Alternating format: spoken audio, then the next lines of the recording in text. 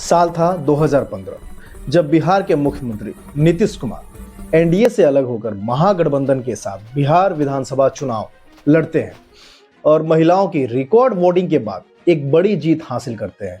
और फिर कुछ महीनों के बाद इलेक्शन में महिलाओं के इंटरेस्ट को देखते हुए मुख्यमंत्री नीतीश कुमार महिलाओं के पक्ष में नवंबर 2015 में एक फैसला लेते हैं जो अप्रैल 2016 से बिहार में लागू होना था।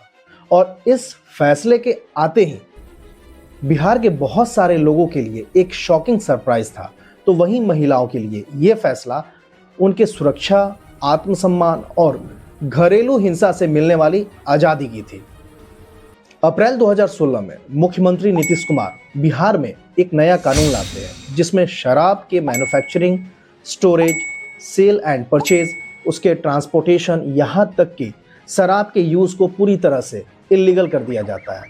इसका साफ साफ मतलब था कि अगर आप बिहार में शराब से रिलेटेड किसी प्रकार की एक्टिविटी कर रहे हैं तो आपके ऊपर violation of Bihar prohibition and excise act 2016 के तहत लीगल एक्शन लिया जाएगा। बिहार के मुख्यमंत्री नीतीश कुमार ने राज्य में शराबबंदी का ऐलान कर दिया। कहा कि बिहार सरकार बिहार के सीएम द्वारा अचानक से लिए इस फैसले ने बिहार से लेकर दिल्ली तक हो हल्ला मचा दिया। कई नेता इस फैसले के पक्ष में दिखे तो कई विरोध में खड़े हो गए।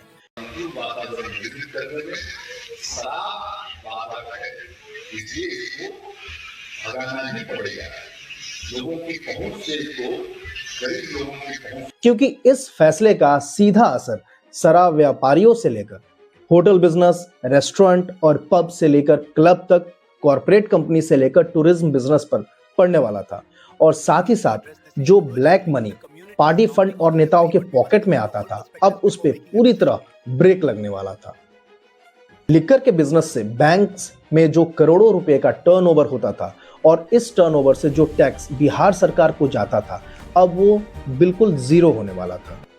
मतलब कि बिहार के सीएम नीतीश कुमार की नजरों में बिहार की महिलाओं की सुरक्षा और सम्मान ज्यादा इंपॉर्टेंट था और इसके लिए नीतीश कुमार सालाना 3 से 4 हजार करोड़ का राजस्व के नुकसान को झेलने के लिए तैयार थे, जिसके बाद से सोशल मीडिया से लेकर प्रिंट मीडिया तक हर जगह इस बात पर डिबेट छिड़ गया।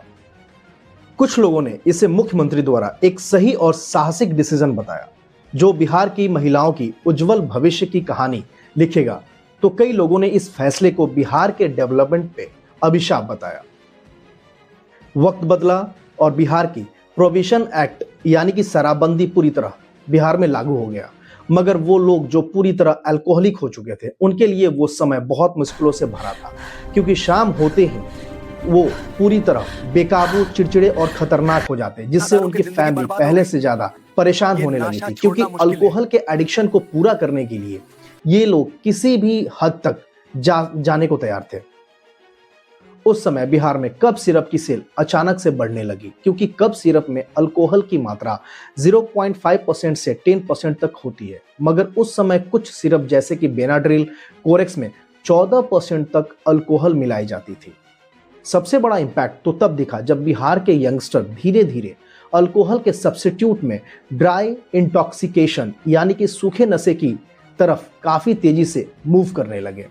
वक्त के साथ साथ बहुत सारे लोग बिहार में गैर कानूनी तरीके से छोटे बड़े शहरों में अंग्रेजी शराब की बोतलें दूसरे राज्यों से तस्करी कर दुगुने दामों में बिहार में होम डिलीवरी करने लगे। साथ ही साथ कई गांवों में देसी दारू चोरी छिपे बनाई जाने लगी। धीरे धीरे ये खबर न्यूज चैनल और अखबार के थ्रू शासन से लेकर प्रशासन तक पहुंची और उसके बाद बिहार के अधिकारी हरकत में आए और सारे शहरों से लेकर गांवों तक छापेमारी स्टार्ट हो गई।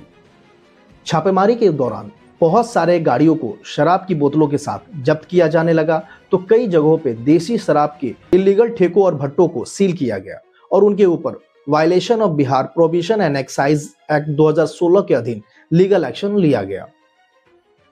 पुलिस के द्वारा जब्त की गई ज्यादातर गाड़ियों में एक फैक्टर बहुत कॉमन था कि शराब की तस्करी ज्यादातर चोरी की गाड़ियों से हो रही थी। धीरे धीरे बिहार में ऐसे इंसिडेंट और उसके बाद एफआईआर के प्रोसेस लगातार बढ़ने लगे, जिसके बाद पुलिस प्रशासन से लेकर जेल प्रशासन, ट्रैफिक पुलिस से लेकर डिस्ट्रिक्ट कोर्ट के जज तक सभी परेशान हो चुके थे, क्योंकि बिहार पुलिस के पास भारी तादाद में पुलिस बल की कमी थी, तो वहीं बिहार के जेलों में अनुमानित संख्या से ज्यादा कैदी जेलों में बंद थे और ये आंकड़ा हर रोज बढ़ता जा रहा था।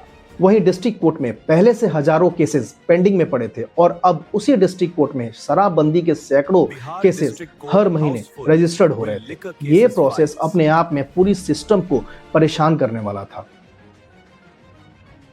अगर 2025 की रिपोर्ट्स की बात करें तो 2016 से लेके अब तक वायलेशन ऑफ प्रोविजन एक्ट के अनुसार लगभग 14,32,000 लोगों को गिरफ्तार किया गया है, जिसमें क्रिमिनल चार्जेस सेक्शन 37 और सेक्शन 30 के अकॉर्डिंगली तकरीबन 9,36,000 लोगों के ऊपर केस रजिस्टर्ड हुआ है और इसमें से 6,40,000 लोगों को दोषी पाया गया है। बिहार में शराबबंदी के बाद से 2025 तक लगभग 3,86,00,000 लीटर शराब जब्त की गई है और उसमें से 97% शराब को डिस्ट्रॉय किया जा चुका है। इसके अलावे 1,40,000 अलग अलग व्हीकल्स को वायलेशन ऑफ प्रोविजन एक्ट के तहत अभी तक सीज किया गया है।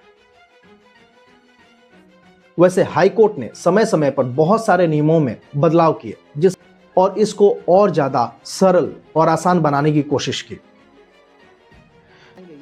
हाईकोर्ट के फैसले से पुलिस प्रशासन को इसमें और अधिक बल मिल गया, जिससे वो आसानी से पैसे बना सकते थे और यकीन मानिए ऐसा ही हुआ और हो रहा है बिहार में। हद तो तब हो गई जब कई जगह शराब तस्करी के मामलों में पुलिस प्रशासन से लेकर अधिकारियों के सम्मिलित होने का आरोप लगा। कई सरकारी अधिकारियों के आवास के पीछे शराब की खाली बोतलें मिली तो कुछ पुलिस स्टेशनों में बिना जब्त किए शराब की बोतलें पाई गई। कई जिलों में जहरीली देसी शराब पीने के कारण लोगों को अपने जान से हाथ धोना पड़ा, जिसकी संख्या 2016 से अब तक लगभग 190 के करीब है। शराब के कारण एक बार फिर से 25 से 30 मौत हो गई है अभी तक सारण और सिवान जिले में। हमारे साथ मौजूद हैं सिवान जिले के कुछ लोग जिसमें 2016 में ही गोपालगंज जिले में 19 मौतें हुई, उसके बाद दिसंबर 2022 में सारण जिले में 42 मौतें हुई और फिर अक्टूबर 2024 में 7 मौतें हुई। फिर सिवान में अक्टूबर 2024 में ही 28 मौतें होती हैं। इसके अलावा बिहार के कई अन्य जिलों में जैसे वेस्ट चंपारण, भोजपुर, बक्सर, गया, नालंदा, समस्तीपुर, नवादा में कई मौतें दर्ज की गई हैं। और इन सब मौतों में से एक बात बहुत सिमिलर थी कि ये मौतें किसी प्रकार की नशीली पेय पदार्थ के सेवन यानी कि कंजम्पशन ऑफ अल्कोहलिक बेवरेजेस के कारण हुई थी। अब ऐसे सिचुएशन में सवाल तो बनता है कि जो शराब पूरी इंडिया में लीगल है, उसी शराब को बिहार में पूर्ण तरीके से इलीगल किया जाता है। लेकिन अफसोस इस बात का है कि आज भी बिहार में एक फोन कॉल के माध्यम से शराब लोगों के घर तक पहुंचाया जा रहा है।